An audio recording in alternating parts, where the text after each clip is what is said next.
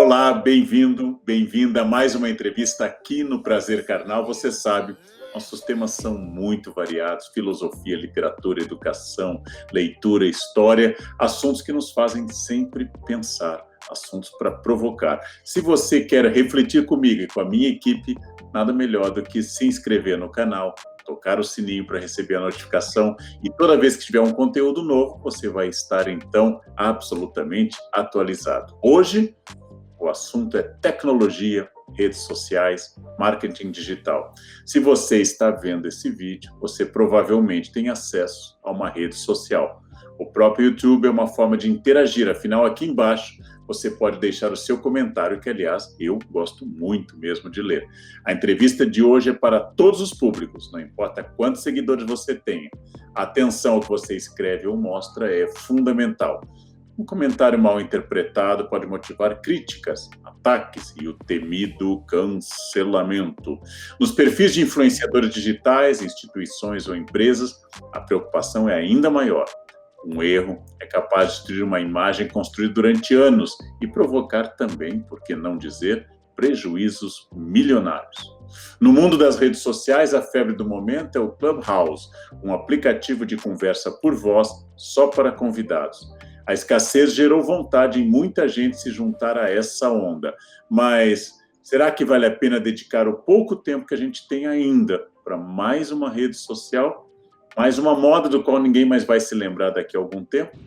Seria a primeira rede que foi criada e depois caiu no esquecimento. Afinal, por onde anda o Orkut? O que restou do MySpace? O popular Fotolog pegou um caminho sem volta para o cemitério. As grandes novidades da internet. Até o mais recente Snapchat já soa meio antiquado. O meu convidado vai nos guiar por esses temas fascinantes. Pedro Cortella, estrategista digital, fundador da agência Sofia, jornalista não praticante, mas com muita experiência, passou pela MTV, Band, TV Globo, Sport TV, foi responsável por trazer aqui para o YouTube tantas redes sociais, meu grande amigo e seu pai, Mário Sérgio Cortella. Um desafio e tanto, já que eu e o Cortella aprendemos a ler na época do pergaminho, o Cortella no pergaminho, eu do papiro, nos encontramos depois em Alexandria, e, além das novidades das redes sociais, vamos tocar em outros temas que merecem atenção. Privacidade. Por que informações pessoais e para quais informações pessoais nós daremos privilégios nas redes? Educação, que esperar do ensino, futuro na sala de aula. Afinal, quantas redes sociais cada um deve ter? Uma, duas, três, nenhuma? Como melhorar seu desempenho, sua atuação nas redes sociais? Vamos aprender e refletir sobre o nosso papel nesse mundo virtual que começa logo após a vinheta. Nelson, por favor, pode rodar a nossa vinheta. Prazer Carnal.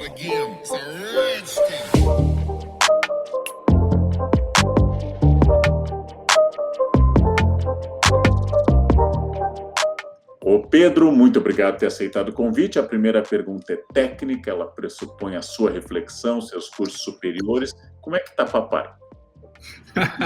Recluso, professor, ele que, claro, é do grupo de risco, tem mais de 65 anos, 67, na verdade, completados, e está recluso em casa, participando, como você, de muitas lives e muitas entrevistas e muitas palestras do aconchego do seu lar.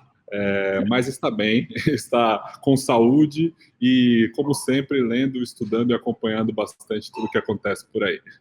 Que ótimo. O Cortella ainda se preocupa com a mãe dele, que ele cuida de forma exemplar e que também tem mais de 65 anos. Né? Pela lógica, se ele tem mais de 65, ela tem 90 e... 92. E ela se vacinou hoje. Vacinou, enquanto no dia em que fazemos essa gravação, ela tomou a vacina. Estamos todos muito felizes e muito mais tranquilos agora com esse momento. Então, continuando com a nossa sociabilidade familiar, foi duro convencer seu pai a entrar nas redes? Olha, professor, primeiro eu queria agradecer, que eu fiz a abertura sem agradecer ao convite. Muito obrigado, é uma honra participar aqui do Prazer Carnal, esse canal que eu acompanho já desde quando ele foi criado, com muito prazer. Obrigado ao Igor e ao Nelson também pelo convite. E foi um processo longo, árduo, e um processo também muito prazeroso nos últimos anos, assim. Eu sempre tive uma atuação na mídia, eu sou jornalista, como você bem disse, hoje não praticante, estou mais na área da minha agência, do empreendedorismo, mas durante muito tempo eu fui jornalista e acompanhei com muito carinho todo o desenvolvimento da comunicação digital, seja por meio de blogs, sites, as redes sociais sempre me empolgaram muito, mas eu também tinha uma carreira na televisão, seja na MTV, eu fui repórter do Sport TV, e paralelamente a isso, eu era filho de um dos grandes filósofos do Brasil, eu falo com muito orgulho dele, uma das grandes cabeças pensantes ao seu lado, e de alguns outros, esse clube mais seleto, né? Mas que, ao longo do tempo, eu fui conversando com ele e tentando apresentá-lo a esse mundo, porque eu imagino que você também foi vítima desse mundo, porque vocês foram obrigados a estar aqui de certa forma, né? Chegou um momento em que muito do conteúdo autoral de vocês, palestrantes, autoral do meu pai, no palco, fazendo o que ele gosta, fazendo o trabalho dele, que é dar palestra, dar aulas, já estava, principalmente nessa rede social aqui, no YouTube, e em várias outras, Facebook, lá por 2014, 2015, existiam já grandes canais que viviam desse conteúdo. E ao longo do tempo, eu fui conversando com meu pai e tendo um certo embate, porque do lado dele era sempre assim, não, isso ajuda uma divulgação, isso é um fã que apoia o meu trabalho e que coloca o conteúdo para mais pessoas conhecerem o que eu faço. Isso, claro, era uma visão muito nobre, mas a partir do momento em que as redes começaram a ficar mais organizadas e o conteúdo nessa rede aqui começou a ser monetizado, aquilo não era mais o trabalho de um fã, aquilo era um emprego para muita gente. E aí foi conversando com meu pai sobre isso, não só sobre a questão autoral, mas sobre a questão das possibilidades que surgem também de estar nesse mercado, estar nesse mundo, que eu consegui convencê-lo a criar os perfis oficiais e, principalmente, para conseguir manter uma presença autoral aqui no mundo digital, fazer o conteúdo regular nessas redes, ou seja, então criamos o Instagram, criamos o canal do Cortella, hoje nós temos mais de 1 milhão de seguidores lá no Instagram, 5 milhões, LinkedIn, e nas novas redes sociais que podem surgir, quem sabe, inclusive, no Clubhouse, né? Tá certo que vocês não são early adopters dessas redes, vocês são late adopters. O que eu respeito, porque é uma posição de alguém sábio, né, professor? Primeiro, eu e o Cortella ajudamos muitos fãs a comprar sua casa própria, a fazer sua primeira viagem à Europa. Eu fico feliz, isso foi me revelado por um anjo profético, era a condição para eu reencarnar em Copenhague na próxima vida, que eu ajudasse algumas pessoas a trilhar esse caminho da prosperidade material. O Cortella, pioneiro nas grandes palestras de aplicar filosofia ao grande público, com excelente formação, também usou muito televisão, usou muito gravação de televisão, bem antes das redes sociais.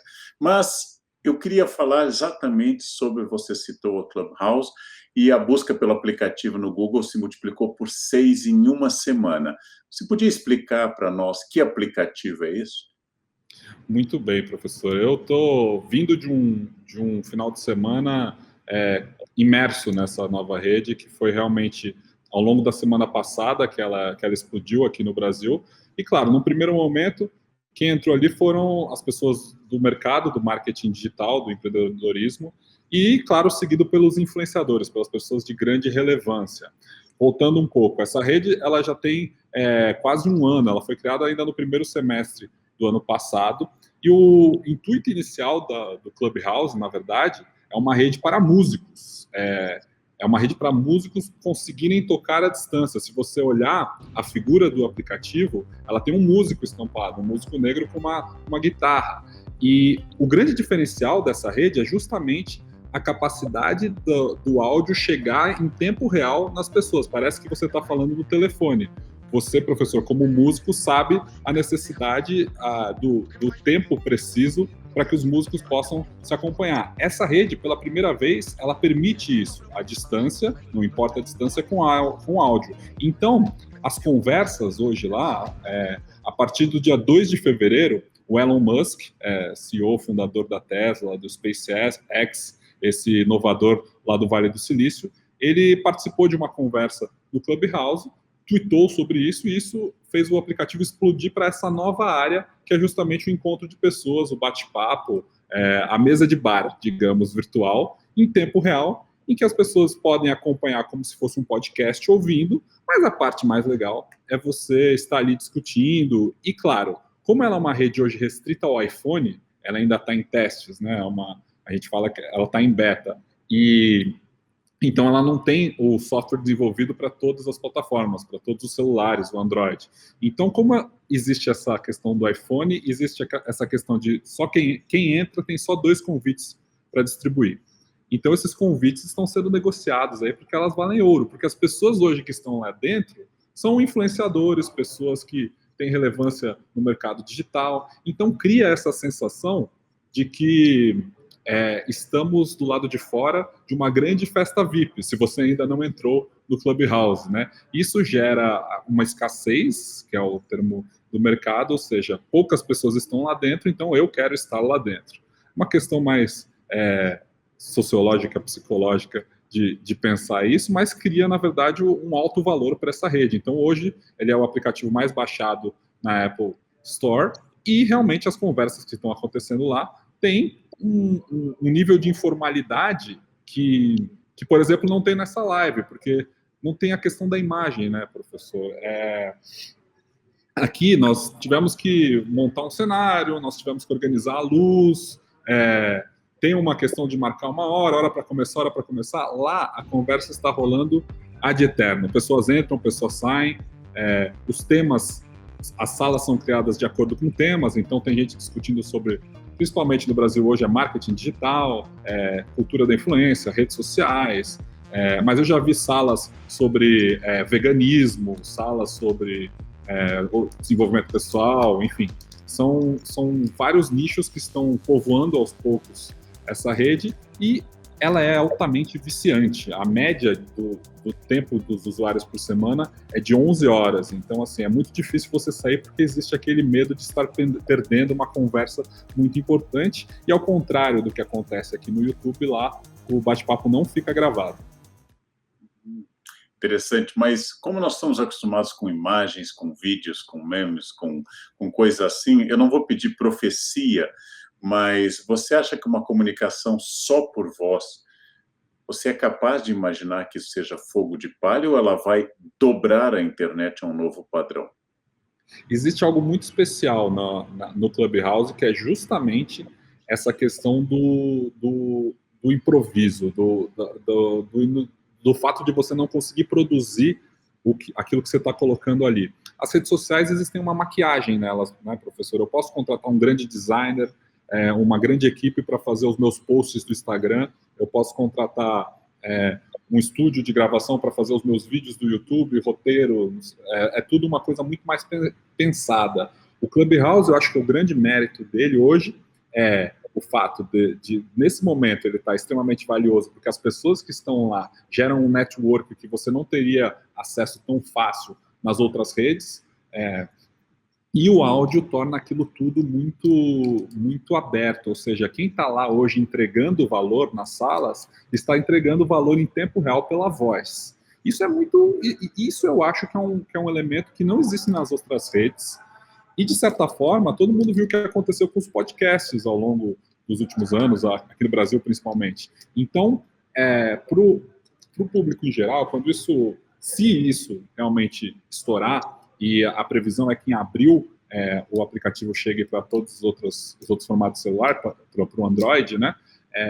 Eu entendo que há, sim, uma curva interessante para a gente acompanhar nessa rede. Eu não acho que ela vai sumir tão cedo, porque, assim, as pessoas que estão lá hoje, claro, começou com a influência do Elon Musk, depois uma figura muito importante do marketing digital lá fora, que é o Gary Vee, também fez uma certa profecia de que essa rede vai valer muito e ela vai ser importante ao longo desse ano e ainda pelos próximos anos. Então, assim, eu tive uma conversa lá no Clubhouse que um colega, que eu não lembro o nome, mas ele falou que a rede social só é importante, só vira, ela só torna algo relevante quando o Zuckerberg, né, o Facebook, copia e coloca dentro do Instagram, coloca dentro do Facebook, que é o que aconteceu com o Snapchat, com o TikTok. Então, vamos esperar para ver o que acontece.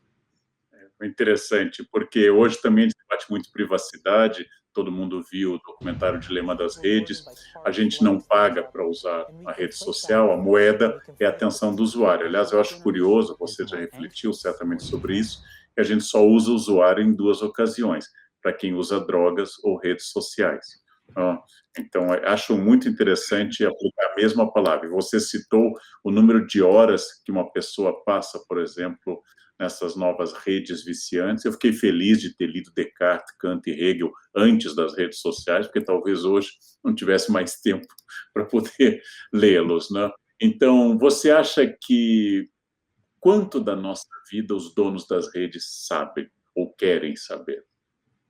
Eu acho que existe uma certa impressão equivocada do que é necessário para os donos das redes saberem, ou enfim, a preocupação que há com a perda da privacidade. Eu acredito que a nossa privacidade está totalmente escassa hoje. O fato de você ter um celular ligado no bolso o tempo todo, de você estar conectado numa rede social ou não, isso já te deixa, de certa forma, exposto, né? Eu acho que a legislação e governantes tentam também entender um pouco e para cercear o crescimento desse tipo de controle sobre a sua vida. Mas eu não vejo isso como um grande problema do mundo atual. Porque a questão do algoritmo, a questão do dilema das redes, professor, eu entendo que, assim, para quem trabalha em redes sociais, aquilo ali não é uma novidade. É claro que a sua atenção hoje vale dinheiro, mas sua atenção valia dinheiro para a televisão, sua atenção valia dinheiro para o rádio, sua atenção valia dinheiro para o jornal, para o escritor. Quanto tempo uma pessoa passa lendo um livro de Leandro Carnal ou de Mário Sérgio Cortella?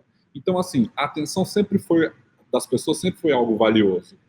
A questão é que a rede social, ela é feita de uma forma que você vicia. O fato de você ficar sempre rolando o feed do Instagram, aquela questão que o documentário explora bem, ele é feito para você sempre esperar alguma coisa nova e sempre você achar que vem alguma coisa mais interessante ali. Tirando isso de lado, as pessoas estão ali, mas 20 anos atrás, talvez as pessoas estavam vidradas na televisão, tendo um consumo extremamente passivo de uma forma de comunicação, e hoje elas estão ali com uma rede social que dá também para ela uma janela, uma possibilidade dela ter uma voz. Eu participei há alguns anos de um festival em Austin, no Texas, que chama SXSW. E lá, em 2018, eu vi uma palestra muito interessante de uma chinesa que cuidava da logística do AliExpress, né, do Alibaba, que é a Amazon da China ali, e ela falava sobre justamente a revolução dos super aplicativos, e ela abriu a palestra falando o seguinte, professor, ela dizia, eu sei que aqui nos Estados Unidos vocês têm uma preocupação muito grande com essa questão da privacidade. Pois bem, na China nós não temos privacidade. As redes sabem de tudo, o governo sabe de tudo. Uma vez que nós entendemos isso, e que vocês entendam isso, olha o que nós estamos fazendo a partir disso. Então, ela mostrou todas as possibilidades de acesso que o 5G traz ao cidadão chinês. Enfim, claro que existe muita... É uma visão, né? Estamos aprendendo a partir do ponto de vista dela, que representa uma grande empresa na China. Mas, assim, o fato que muitas pessoas dizem que incomoda... eu falo com a minha esposa sobre pintar a parede, e aí aparece para mim um anúncio de um pintor. Eu falo sobre... Com a minha namorada, sei lá o quê, com o meu pai sobre um carro, e aí aparece para mim o anúncio do carro. Isso é tão ruim? Será que ao entregar o que a gente quer naquele momento, ou então dar um acesso mais fácil àquilo que você consome, será que esse é o problema? Ou o problema é que cada vez nós estamos fechados dentro das mesmas coisas? Eu sempre digo que a forma mais correta ou melhor para você aproveitar realmente a rede social é seguir outras pessoas. é seguir quem não é do seu ciclo, é seguir quem não fala as mesmas coisas que você, para você poder absorver e para você justamente confundir o aplicativo, para ele te mostrar coisas diversas, né? Porque é uma máquina, professor, dá para a gente transformar o comportamento daquilo. Então, eu não sou tão preocupado com essa questão da privacidade. Eu acho só que com inteligência e com, claro, com uma certa educação, você é capaz de virar o jogo, né? De transformar o aplicativo em algo a favor de você. Eu sempre digo, fiz post, inclusive, recentemente sobre isso, que a grande habilidade desse século talvez seja usar bem o Google. Porque se as respostas estão aqui na palma da mão, se você pode perguntar qualquer coisa para o Google, você sabe o que perguntar. Você consegue tirar do que ele te oferece os melhores caminhos, os melhores caminhos, as melhores informações. Muita gente não. Muita gente também não aproveita isso. Você falou que leu Kant, Descartes, Hegel. Antes disso, hoje em dia, isso talvez estava restrito a uma biblioteca de universidade. Hoje está aqui. Mas quantas pessoas estão procurando isso? Eu acho que é nosso papel fazer mais pessoas procurarem isso, professor. E eu sei que o seu papel nas redes também é esse, é o papel do meu pai, é para isso. Essa é a nossa missão na Agência Sofia, de talvez transformar as redes em lugares melhores e criar um pensamento crítico, seja por meio da filosofia, seja por meio de outras publicações e outros conteúdos, mas que a gente melhore isso aqui. Eu acho que a gente ainda está muito no começo, né? Meu pai sempre fala que quando ele se fala do passado, quando ele está pensando no passado, ele está pensando em algo que aconteceu 1000, 2000 anos atrás. E que agora a gente ainda está entendendo esse mundo, mas essa questão da privacidade hoje não me preocupa tanto. Existe várias questões a partir do que você colocou. Em primeiro lugar, você disse que essa rede já era mais antiga, tinha 1 ano.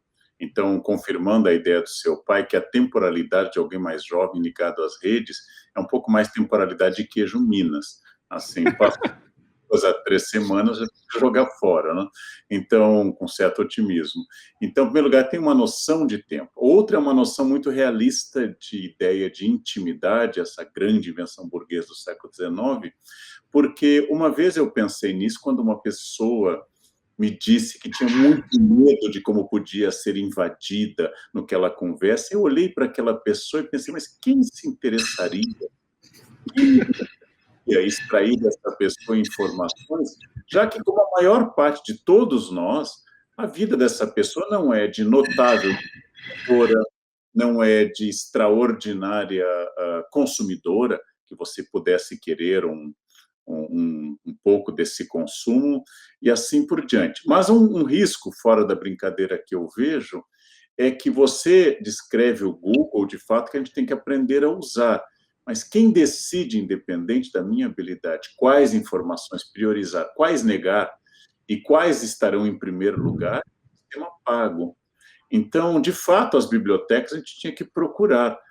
E havia seleção, a igreja controlou conhecimento, isolando conhecimento em mosteiros e bibliotecas.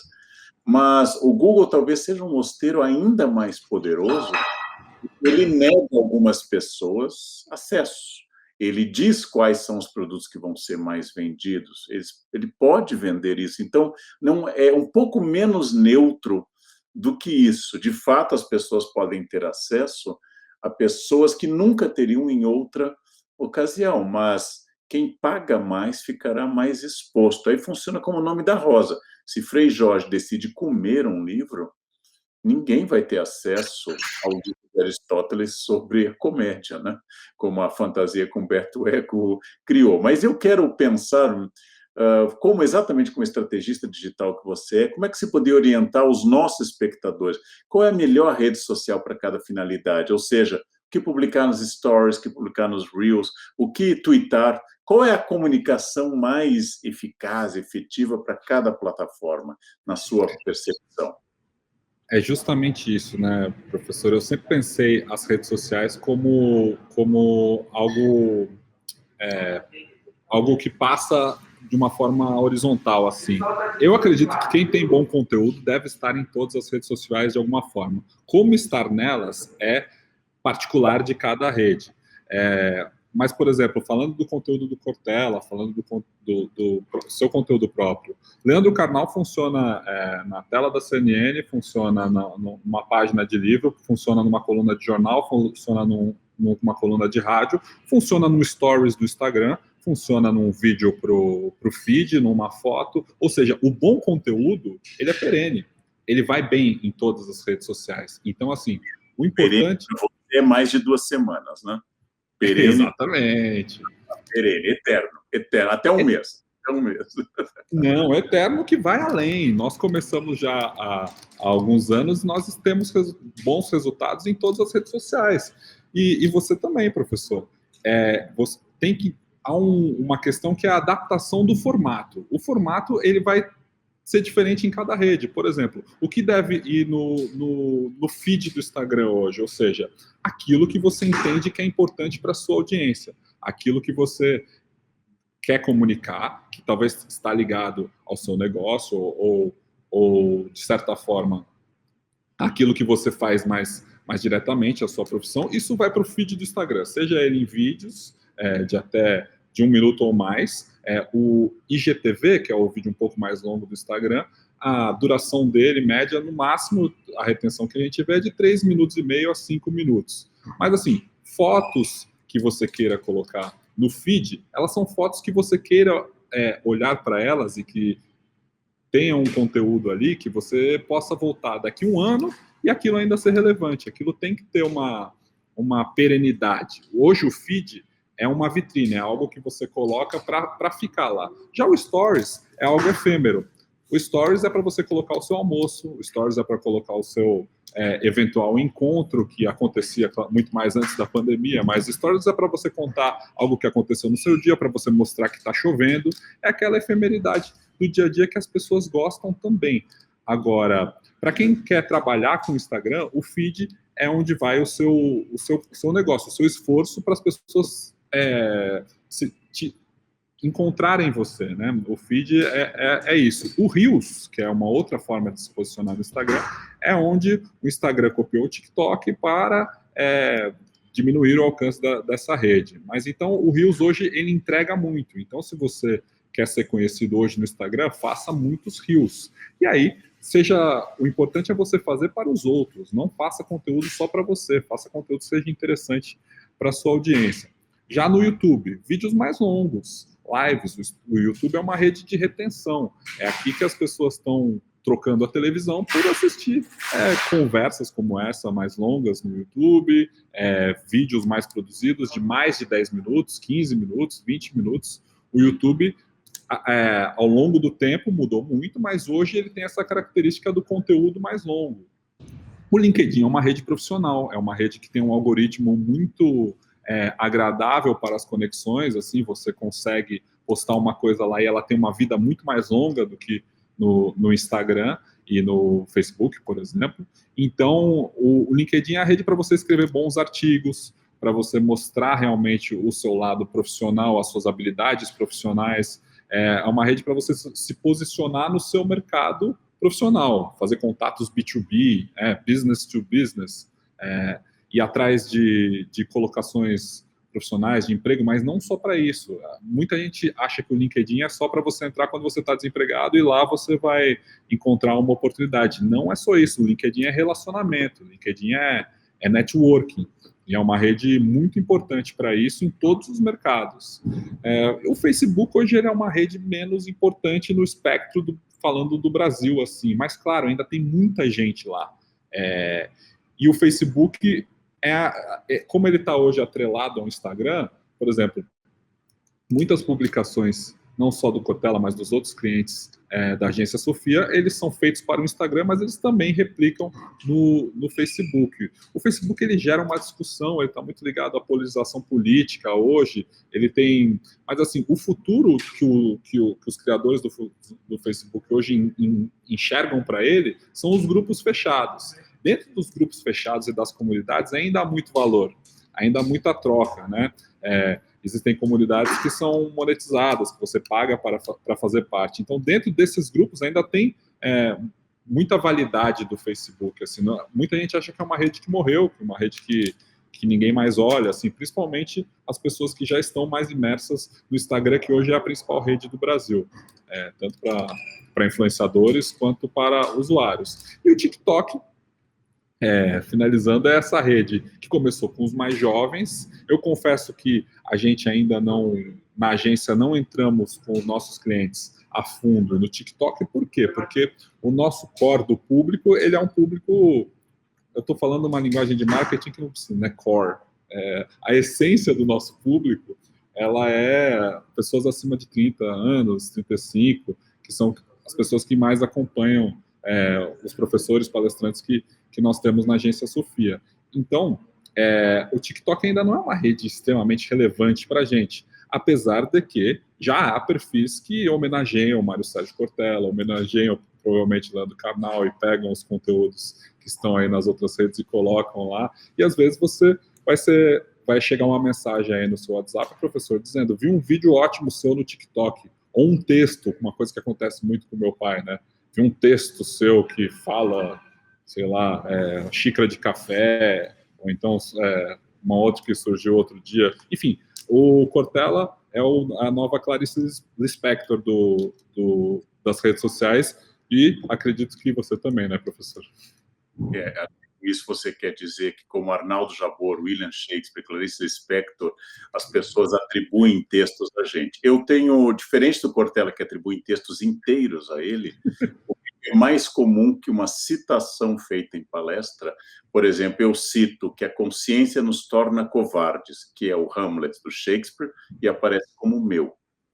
Então, isso é mais comum, que uma frase que eu tenha citado de alguém apareça como minha, né?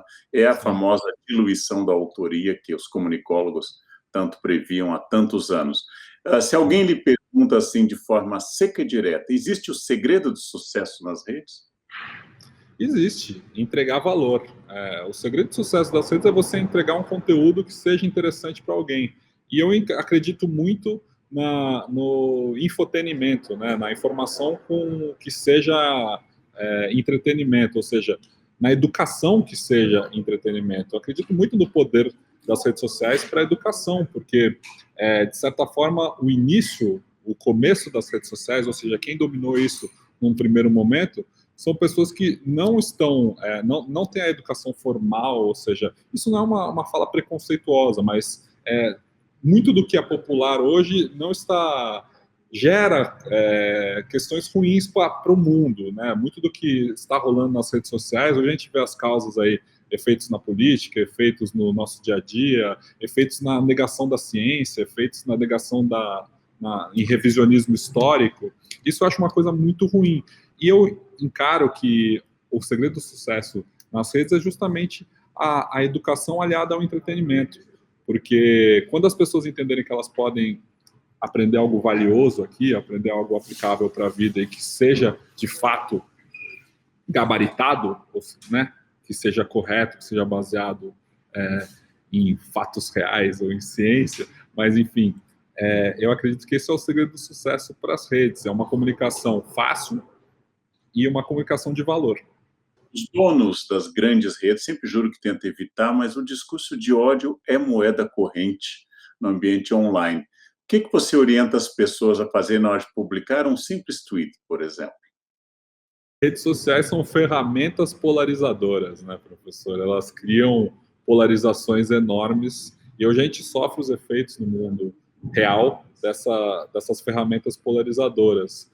Eu não acho que as pessoas têm que omitir opinião ou resguardar a sua opinião. As redes sociais servem para isso, servem para as pessoas se conectarem com pessoas, e isso acontece muitas vezes através de emissão de opinião. A questão é que, assim, as pessoas confundem opinião com verdade, ou com informação valiosa, ou pior, opinião com conhecimento. E a única saída para isso é melhorar melhorar o nível da opinião, melhorar a nossa educação, para que as opiniões sejam melhores e o debate seja um pouco mais profundo. É por isso que eu volto no ponto anterior. A única saída para as redes sociais é a educação. Trazer para dentro dessas plataformas o debate que antes estava restrito na universidade, o debate que antes estava restrito a pequenos ciclos e e que hoje pode ser disponibilizado da melhor forma para mais gente. Eu acredito na democratização que as redes promovem. Eu sou um otimista nesse ponto, porque hoje a gente vive algo que é muito efeito dos primeiros que chegaram lá. Por que os primeiros chegaram lá? Porque não existia uma forma de chegar dentro de onde está hoje a universidade. Eram ciclos restritos. Você que trabalhou tanto tempo na faculdade sabe, existe um elitismo intelectual que eu vejo que a rede social, ao transformar pessoas como Mário Sérgio Cortella, Leandro Carnal, Pondé, Clóvis e outros grandes pessoas que são do ciclo desse chamado elitismo intelectual, mas que conseguiram fazer uma transição e transformar aquele conteúdo que era restrito a pessoas com doutorado, mestrado, que seja, em algo popular, algo que todo mundo entenda. Esse é o poder das redes sociais, e é nisso que eu acredito que a gente tem que investir. Quando a pessoa quer fazer um simples tweet, pense antes, né? Tente melhorar a sua opinião a respeito de tal coisa. Não escreva com ódio, não escreva com estômago, não escreva algo que você escreveria no seu trabalho. Entenda que a sua presença digital hoje ela é importantíssima. Você com 14 anos, de repente o seu tweet de quando você tinha 14 anos, é cruel isso, mas quando você tiver 30, esse tweet ainda vai existir. As pessoas têm que pensar nisso, têm que pensar no seu legado. Tudo que você posta na rede social hoje, de certa forma, ela fica lá arquivada. E isso pode se voltar contra você. Então, entenda a responsabilidade de emitir uma opinião na rede social e de emitir o ódio também. Eu acho que é isso que a gente tem que melhorar. Existiam intelectuais pop no passado, lembrando que Sartre viajou ao Brasil e foi recebido por muita gente, que as aulas finais de Foucault em Paris eram disputadíssimas, o lugar era reservado com horas de antecedência, existiam diálogos, Humberto Eco virou um intelectual pop no mundo todo e outras personagens. Eu acho que algumas coisas são antigas, claro, foram potencializadas pelas redes, a figura do intelectual público remonta a Zola, na França, mas eu queria até ajuda para entender uma coisa que eu já debati com todas as pessoas que você citou, com Clóvis, com Cortella, com o Pondé. Eu posso não gostar de uma ideia de alguém, por achá-la ruim, antagônica, superficial ou francamente contrária aos meus valores. Eu odeio o intelectual X, eu odeio o professor X por motivos meus, vários deles podem ser válidos. Por que é que eu fico entrando na rede dele? Então, a minha dúvida é sempre, quer dizer, é um mistério da mariposa e a luz, que seria positivo a quem é atacado. Eu odeio coentro, eu não como coentro. Há lugares que eu não gosto de viajar, eu criei ojeriza, eu não vou lá. Há carros que eu não compraria nunca e, por consequência, eu não compro. Então, por que é que as pessoas odeiam e ficam falando nisso o tempo todo? Tem uma explicação, porque tem explicações freudianas, sexuais, psicanalíticas, mas qual é a sua explicação para essa fidelidade do ódio? A minha explicação é que o hater é parte intrínseca da internet, professor. Quem não faz sucesso não tem hater. A partir do momento que você tem uma posição de destaque, isso desperta inveja, isso desperta alcance maior, isso desperta contestação. Então, muitas vezes, a rede social é sobre se impor, e não deveria ser, mas muitas vezes é sobre impor a sua opinião, impor a sua vontade. E isso gera uma voz, isso gera, acaba que o hater acaba sendo notado. E é uma busca por atenção, a gente falou isso no começo do nosso papo, o hater que só quer atenção. E às vezes o caminho dele chegar à atenção é esse, que é um caminho que é fraco, é um caminho de quem não tem outro recurso. Não é melhor chamar atenção baseado em ter estudado 40 anos e ter chegado aos altos ciclos intelectuais? É muito melhor você chamar atenção assim, só que isso não está disponível para todo mundo. Então, muitas vezes, o hater só quer chamar atenção. Alguns haters até estudam, mas pela sua análise seria assim, o hater reconhece que ele é menor ao atacar, porque ele quer um pouco dessa aura, para usar uma linguagem de Walter Benjamin, ele quer um pouco dessa aura. Ele até pode ser estudioso, mas ele quer essa aura. Mas é um mistério para mim, porque eu odeio várias coisas. E exatamente isso eu não me aproximo delas. E quando eu discordo de uma ideia, eu quero discutir a ideia, muito menos o autor da ideia, ou a vida pessoal dessa. Assim, então, mas é fascinante, é uma coisa fascinante. Agora, se você garante que o sucesso tem como corolário o ódio, então seu pai e eu, Pondé, estamos num sucesso. Assim. Você sabe que nas redes do meu pai, do Cortella, a gente... Claro, é uma rede profissionalizada, então ele não está lá diariamente, né? Ele não acompanha, ele não lê os haters. E assim, ao lê-los, ele nunca respondeu. Ele não... Ele tem uma frase que ele não bate palma para maluco dançar. Acredito que você já deve ter ouvido até em discussões com ele, mas é justamente isso, assim, e quem acaba respondendo são os fãs, e aí entra naquele debate, aquilo vira, mas assim, ao longo do tempo, hoje a gente tem muito pouco hater na rede do Cortella, porque, assim, ao não bater palma para maluco dançar, você também não dá para ele o spotlight, né, você não, poxa, eu incomodei tanto esse professor que ele veio aqui me dar essa resposta. É uma vitória para o hater isso. Então a gente sempre teve essa paz de espírito causada principalmente pelo fato dele não estar lá, né? O Cortella não está vendo as redes dele diariamente. Então ele não se preocupa tanto com isso. Eu já ouvi da minha avó esse ditado e usei em palestra: não toque tambor para o maluco dançar. Acho que minha avó era mais da percussão, seu pai era mais das mãos, né? Então, eu acho que é uma ideia interessante. A rigor, eu nunca tinha pensado, o hater quase sempre é menor, né? O hater tem menos seguidores, tem menos fama, é isso. Mas, curiosamente, para mim é um mistério essa atração danosa, terrível, e talvez a solução seja essa, né? Deixá-lo sem o spotlight para ele perder essa questão, né? Mas, professor, eu confesso que eu adoro as suas respostas no Instagram. Eu acho que você chegou com maestria no tom de ironia, que é algo, claro, que você deve ter aperfeiçoado muito em sala de aula, mas que existem perfis diferentes. Eu acho que as suas respostas são no tom, hoje muito, muito assertivas, assim, e eu me divirto muito com as suas respostas no Instagram e nas outras redes. Diferente do meu amigo Pondé, que nunca vê suas redes, do seu pai, que raramente vê, eu estou diariamente respondendo, né? E às vezes, quando me pergunta sobre epistemologia kantiana, alguém me diz assim: nossa, quem foi o estagiário? Me indique um estagiário que responda assim, eu imediatamente, com alegria, inclusive, né?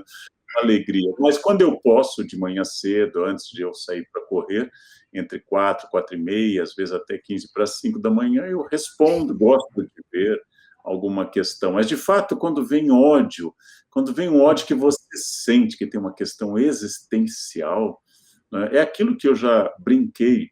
É uma pessoa que me diz que me lê todos os dias, compra todos os meus livros, me vê na televisão sempre e discorda de tudo que eu digo. Eu fico pensando, nossa, eu ainda não li toda a obra de Proust ou de Balzac, por que eu vou perder tempo lendo que eu não gosto, ao invés de descobrir um bom filósofo menor, assim, um filósofo... Mas por que perder tempo, né? Mas, em todo caso, o que eu quero pensar aqui é a pandemia, ela acelerou, você tocou na questão da educação, essa transição para um ensino à distância, né? E quando o assunto é educação, para você, qual seria o dilema das redes? Você falou de aprendizado, acesso. Eu sempre digo uma coisa para você debater: aprende-se muito nas redes, mas eu nunca encontrei alguém que tivesse lido uma grande obra clássica e difícil, como a Divina Comédia, no seu celular. Então, aprende-se muito, mas você acha que dá para educar através das redes? Então, eu acho que é o único caminho, professor. Justamente por essa aceleração das mudanças que a gente viu nos últimos anos, é uma coisa que me deixa, assim, muito em dúvida. Eu acho que é o único caminho a gente conseguir que a pessoa consiga ler uma obra grande, importante da literatura mundial, em outros formatos, em formatos digitais, em formatos que cheguem de forma simples e barata no interior do Acre. E eu acho que a única forma que a gente pode fazer isso é aliar o que hoje é popular. Puxa vida, será que alguém hoje no Big Brother Brasil, se estivesse lendo Foucault, se estivesse lendo Hegel, claro que essa hipótese hoje parece muito longe, mas será que ela não influenciar alguém? A gente fala tanto dos influenciadores, por que os influenciadores não podem influenciar para esse lado? Os filósofos pop hoje são influenciadores da filosofia. Toda vez que você cita uma grande obra nos seus posts, ou o meu pai, quando ele faz um cartazinho de alguém, eu gosto de imaginar que as pessoas talvez foram atrás daquele autor, talvez entraram num site para comprar um livro online ou não, e esse livro chegou em casa no formato físico mesmo, mas ele chegou e a pessoa buscou ali uma leitura. Eu acho que esse é o único caminho, porque realmente a pandemia acelerou muito. Eu sei que, tipo, na idade da minha filha, por exemplo, é muito difícil ela ter uma aula online. É muito difícil no ensino básico a gente conseguir que as crianças prestem atenção numa tela e fiquem aqui. Eu acho que nem é esse o caminho, mas a partir do ensino médio, ensino superior, eu acredito muito na capacidade da gente aproveitar essas ferramentas para formar cidadãos melhores. Assim. Eu acho que a gente tem que estimular isso, a gente tem que criar bons influenciadores da educação mesmo, para que na maturidade dessas redes, porque a gente ainda está na fase pré, estamos na fase, é uma fase uterina ainda, né? As coisas ainda não estão em desenvolvimento de um jeito muito simples. Por exemplo, essa rede nova, o Clubhouse,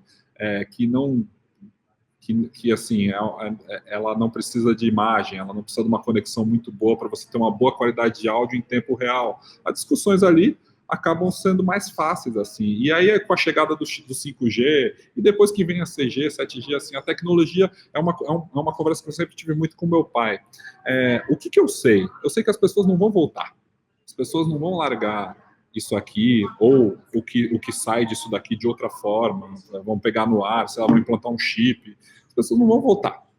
A gente não vai ter, de novo, um tempo de atenção das pessoas que chegue a 40 minutos, 50 minutos focados, né? Hoje o tempo de atenção é o tempo de um stories, 25 segundos das pessoas. O desafio é como que a gente consegue formar pessoas como a gente formou no passado, tantas pessoas que criaram hoje o que é a nossa estrutura de educação, como que a gente usa essas ferramentas para formar uma coisa nova. Pessoas informadas, com conhecimento, com caráter, para trabalhar nessas redes. Eu sou um otimista, professor. Isso é o ED do meu pai. Eu também sou um otimista, quase sou o Dr. Pangloss, o Cândido Voltaire, mas eu acho que a média das pessoas, meus alunos jovens, eles têm pouquíssimo tempo de foco. Mas eu acho que Sim. Quem controla o mundo tem muitas horas de foco. Então, eu acho que nós estamos criando um hiato entre os guardas do campo de concentração e os prisioneiros, e esse hiato está se aprofundando cada vez mais. Mas, como diz um amigo meu, nós criamos a gaiola dourada mais maravilhosa da história, porque as pessoas estão se alienando felizes, estão entregando sua liberdade sem nenhuma arma no pescoço, elas entregam de livre, espontânea vontade, é o discurso da servidão voluntária. Eu acho que como você diz, não tem volta. A tecnologia já voltou atrás, há momentos da história de regressão tecnológica, de mudança de paradigma, mas eu acho que nesse momento, eu concordo com você, não tem volta, é assim, decifra-me ou te devoro. E até para eu poder criticar as redes, eu tenho que fazer documentários nas redes ou fazer entrevistas como aqui no YouTube. Eu tenho que entrar no sistema para poder criticar qualquer possibilidade de sistema. Mas, Pedro, é uma grande ideia, acho que conversar sobre isso com você, uma ideia antiga, foi um grande prazer. Nós falamos bastante, espero que as pessoas concordem, discordem, mas peço de novo que elas assinalem aí o sininho de notificações, que se inscrevam no canal para continuar, que a gente aqui, desculpa, aqui que está o sininho, professor, aqui. Exatamente. elas façam isso para continuarem sendo notificadas de variadas ideias completamente contraditórias, de pessoas de diferentes orientações técnicas e políticas que eu convido ao canal. Foi um grande prazer e um grande abraço a você, sua esposa, sua filha, que todos continuem, né, nesse admirável mundo novo do Shakespeare, do Huxley, em que nós estamos imersos. Muito obrigado, Pedro. Muito obrigado a quem nos acompanhou aqui e até a próxima. Até mais, professor. Prazer Carnal.